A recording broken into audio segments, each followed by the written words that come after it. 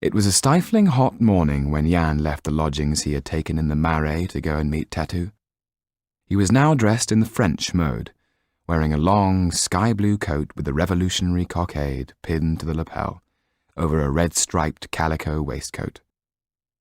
No one seeing him would think him any different from any other fashionable young man of this city, filled no doubt with the same fashionable revolutionary zeal as all the other patriotic young men of his time. Tetu was seated in his usual place at the Café Godet, a corner table facing the street, from which he had a perfect view of all the comings and goings. "Good," he said, seeing Jan. "Maitre Tardieu will see us at 3 o'clock this afternoon." He turned and tried to catch the waiter's eye. The man steadfastly ignored him. "Never can get served here," said Tetu tetchily.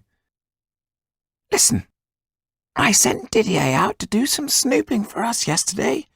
He's perfect for the task. He might possess the face of a mooncalf, but in times like these, his looks could be his fortune." At the next table, an argument broke out as to what should be done with the royal family. "Kill 'em! They're traitors, a lot of 'em," said a burly man with a red face. Didier pushed his way into the cafe. He was wearing a tiny red Liberty cap, which looked ridiculous on his huge head, and sweat was pouring down his face. "Have you any news?" asked Tetu. Didier looked longingly at the counter.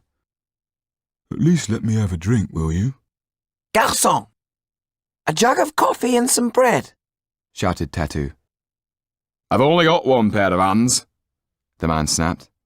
"Anyone would think he was doing us a favour, instead of serving up stale bread and watered-down coffee," said Tetu.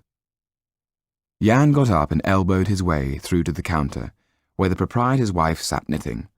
She was about to say, "Wait your turn like everyone else," but seeing Jan said instead, "What can I do for you, my lovely?" "How do you do it?" asked Didier as the woman brought over their order, smiling at Jan. "By being a proper gentleman with manners," said the woman with emphasis. "They're rare in this dog kennel of a city, I can tell ya." She ruffled Jan's hair and walked away, swinging her hips. Tetu stared at him through narrowed eyes. Jan laughed. Didier didn't wait to be asked. He tucked straight into the bread and then started to speak with his mouth full, spitting out food in the process. "I've been making inquiries about the Marquis. His chateau was torched 3 days ago, but there's nothing left of the place. All the servants had already scarpered, except 2, who helped get the Marquis and his daughter out. They're now staying in the Duchesse de Lamont's old residence, in the Place Royale. She left for Jersey." "And what about the Marquis and his daughter?" asked Jan. "Give us a chance," said Didier, mopping his face. "I've seen a girl with a limp. Servants don't get out much because the master can't be left alone, so the girl goes to the market. I followed her down the Rue des Francs Bourgeois.